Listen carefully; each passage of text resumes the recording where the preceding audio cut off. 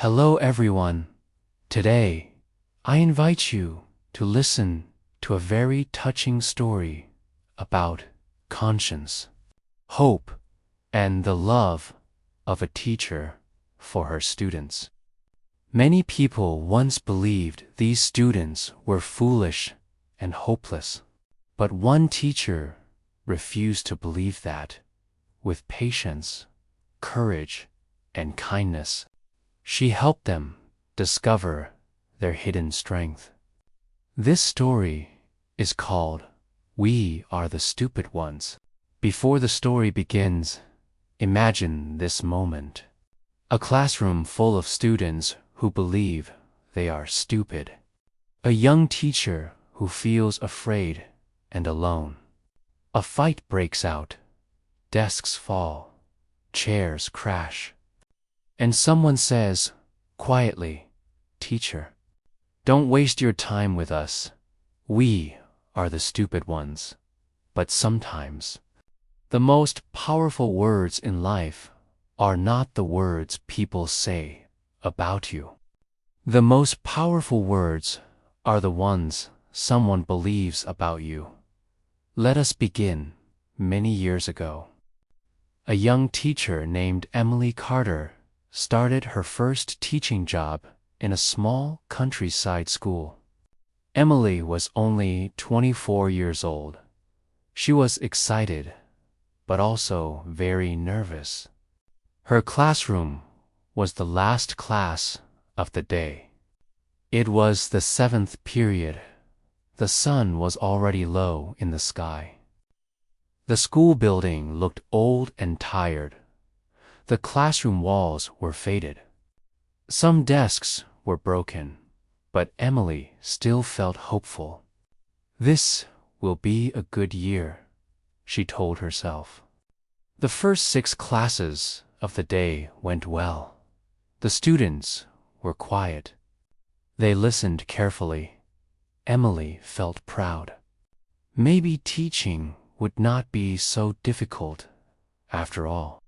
But when she walked toward her classroom for the 7th period, she suddenly heard loud noises. A desk crashed.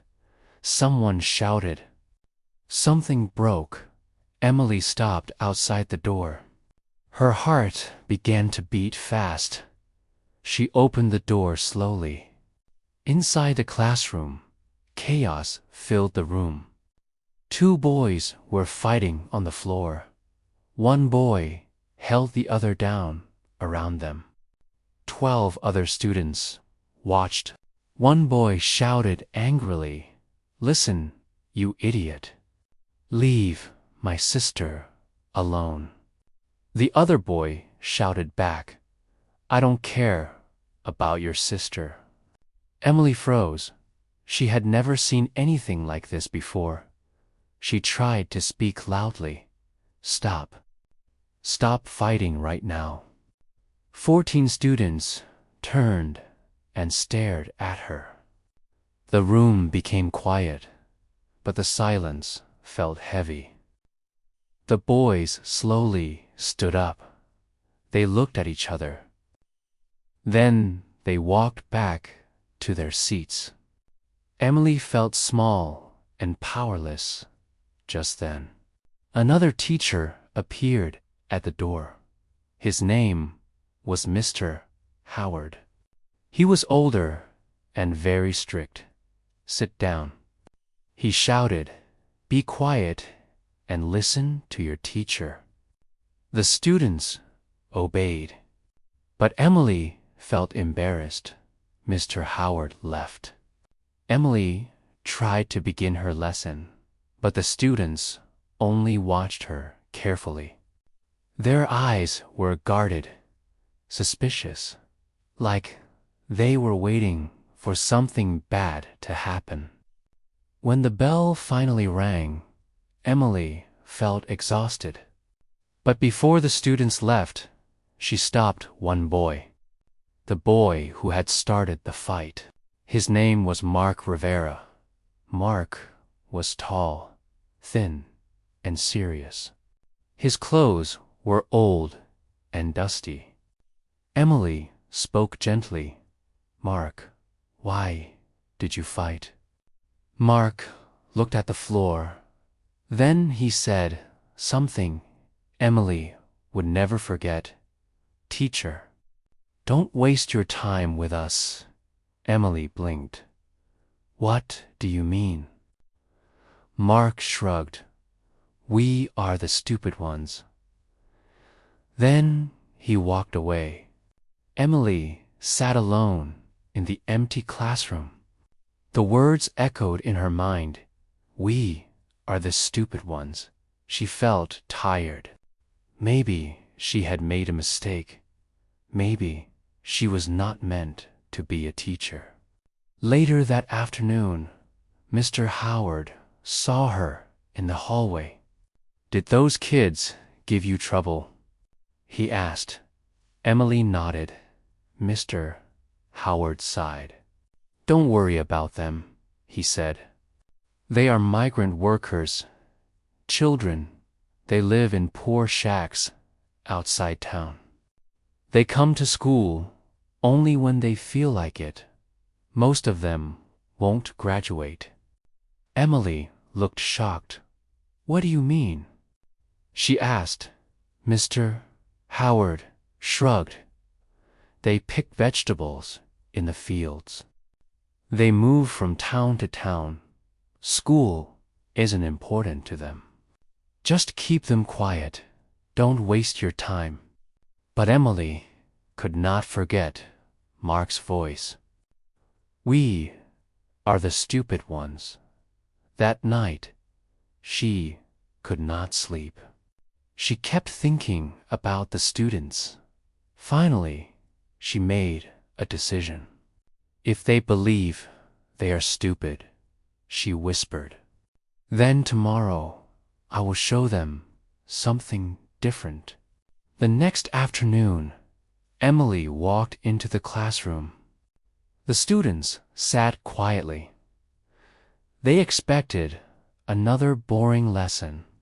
But Emily walked to the board and wrote one word. Ylime. The students stared. That is my name, Emily said. Can anyone read it?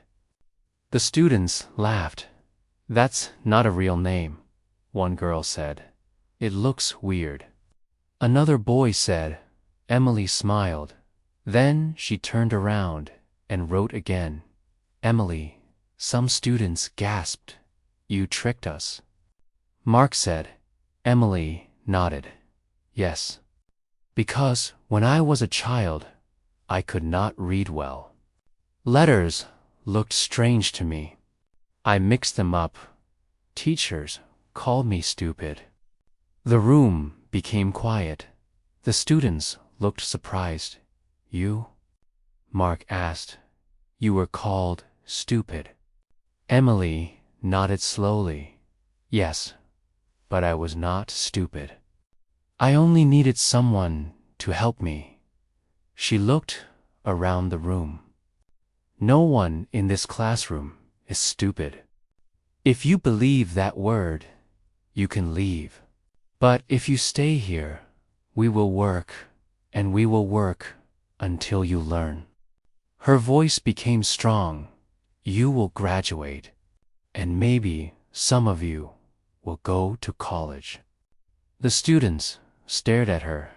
No teacher had ever spoken to them like this. Emily pointed at the board. And one more thing in this classroom. The word stupid is forbidden. Do you understand?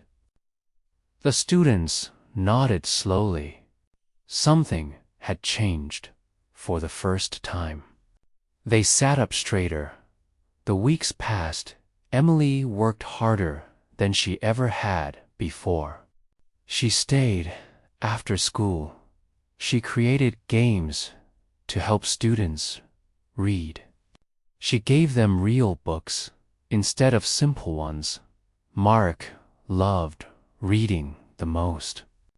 One day, Emily heard him talking to another student. This book is amazing, Mark said. "We don't read baby books here." He was holding To Kill a Mockingbird. Emily smiled quietly. The students improved every day. Even grammar became exciting. One afternoon, Mark raised his hand. "Teacher," he said, "people still think we are stupid because we speak bad grammar." Emily nodded. "Then we will fix that." From that day on, grammar became their mission. The students worked harder than ever because now it was their choice. Spring passed, summer came. Soon the school year would end. Emily had news. She was getting married. She would move to another city. When the students heard this, the classroom became silent. Mark looked down at his desk.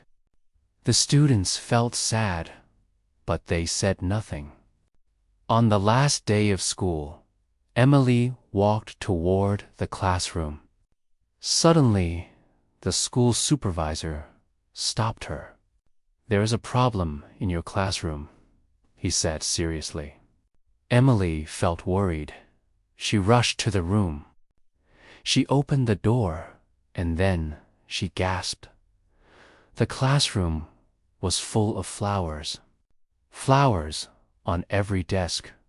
Flowers on the walls. Flowers on her desk. Emily began to cry. The students cried too. Later she learned the truth. Mark worked at a flower shop on weekends. He saw many flower orders for teachers, but his class was too poor to buy any.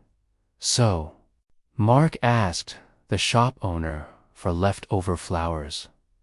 Then he visited the cemetery.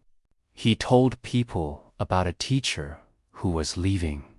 People gave him flowers.